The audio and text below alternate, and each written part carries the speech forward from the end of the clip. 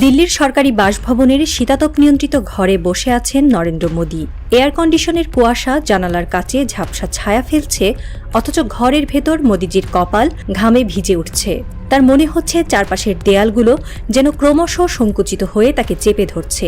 টেবিলের ওপর রাখা চায়ের কাপ ঠান্ডা হয়ে গেছে, এক চুমুকও খাওয়া হয়নি। কিছুক্ষণ আগেই পাকিস্তানের বিরুদ্ধে কঠিন প্রতিশোধের হুমকি দিয়েছেন তিনি। টিভির পর্দায় গলা উঁচিয়ে বলেছিলেন, দেখে নেব, কিন্তু বাস্তবে তার হাত পা বাঁধা।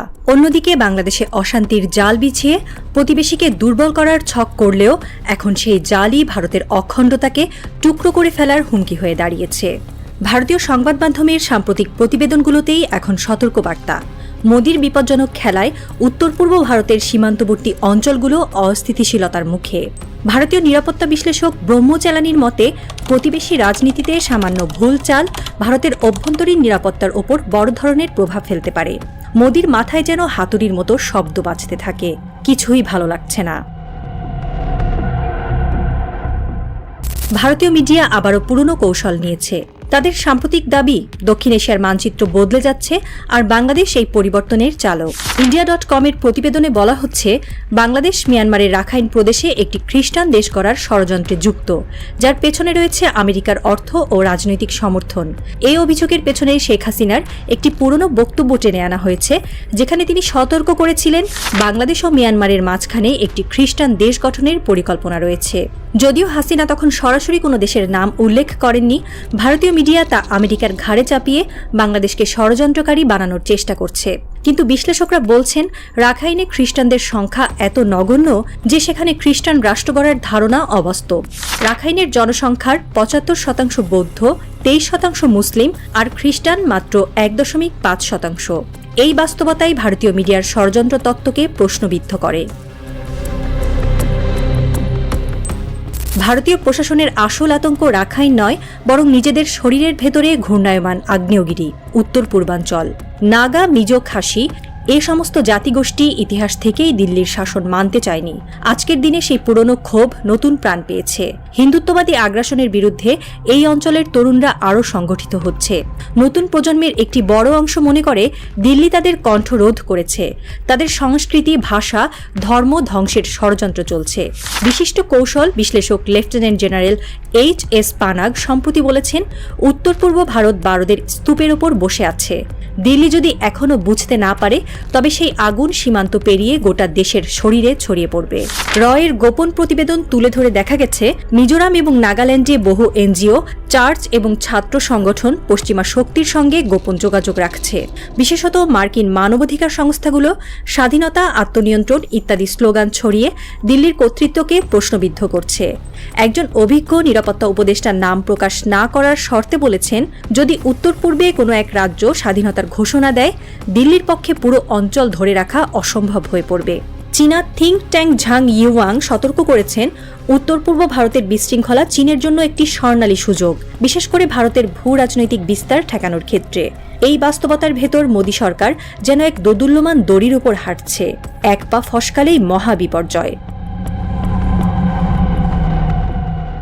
দক্ষিণ এশিয়ার মানচিত্র আজ আর শুধু ভারতের বা বাংলাদেশের খেলা নয়, এটি এখন আমেরিকা ও চীনের বৈরিতার একটি নতুন যুদ্ধক্ষেত্র। আমেরিকা চাইছে ভারতের উত্তর পূর্বাঞ্চল এবং বাংলাদেশের উপকূলীয় অঞ্চলগুলোয় নিজের প্রভাব বাড়াতে, বিশেষ করে খ্রিস্টান সম্প্রদায়ের মধ্যে গণতন্ত্র, মানবাধিকার, আত্মনিয়ন্ত্রণের অধিকার ইত্যাদি প্রচারণা চালিয়ে ভারত ও চীনের মধ্যে এক গভীর বিভাজন সৃষ্টি করা। অন্যদিকে চীন অন্যরকম এক চাল চালছে। রাখাইন রাজ্যে তারা আরাকান আর্মিকে সামরিক ও আর্থিক সহায়তা দিচ্ছে। তাদের লক্ষ্য রাখাইন অঞ্চলে একটি স্বায়ত্তশাসিত অঞ্চল তৈরি করে মিয়ানমারে নিজেদের অবদান বাড়ানো এবং একই সঙ্গে ভারত, বাংলাদেশ, চীন সীমান্তে একটি নতুন কৌশলগত বাধা তৈরি করা। বিশ্লেষকদের মতামত, আমরা চাই দক্ষিণ এশিয়ার দরজায় এমন একটি অঞ্চল গড়ে উঠুক যেটি ভারতের একচেটিয়া আধিপত্য চ্যালেঞ্জ করবে। অন্যদিকে আমেরিকান স্ট্র্যাটেজিস্ট ড্যানিয়েল মার্কি মনে করেন, উত্তর পূর্ব ভারতে যদি কোনো সশস্ত্র গণ অসন্তোষ দেখা দেয়, তা চীনের চেয়ে আমেরিকার দীর্ঘমেয়াদী পরিকল্পনার সঙ্গে বেশি সঙ্গতিপূর্ণ হবে। কারণ এতে ভারত দুর্বল হয়ে পড়বে, চীনও চাপে থাকবে। স্পষ্টতই দুই পরাশক্তি চীন ও আমেরিকা এই অঞ্চলকে দাবার ঘটি করে তুলেছে। আর মোদি, তিনি যেন দাবার বোর্ডে আটকা পড়া সেই রাজা, যার সামনে পেছনে ডান বাম সব দিকেই মৃত্যুর ফাঁদ পাতা। বাংলাদেশের কোনো আগ্রাসী উদ্দেশ্য নেই। রাখাইনের আরাকান আর্মির সঙ্গে তাদের সম্পর্ক আলোচনার মাধ্যমে এগোচ্ছে।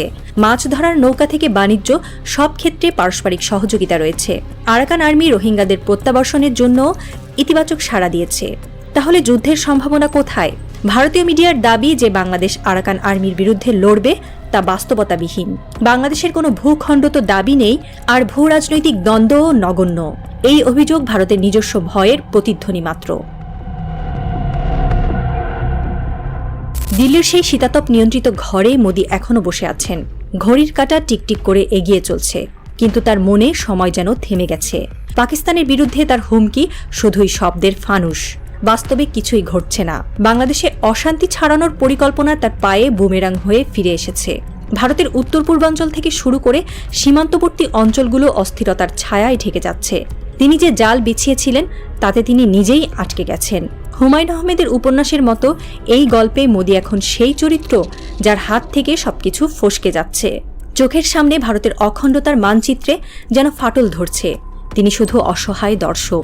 টেবিলের ওপর ঠান্ডা হয়ে যাওয়া চায়ের কাপটার দিকে তাকিয়ে তিনি ভাবেন, এই রাত কি কখনো শেষ হবে? কিন্তু জানালার কুয়াশা আরও গাঢ় হচ্ছে। তার মাথার ঝিমঝিম শব্দ ক্রমশ বেড়ে চলেছে।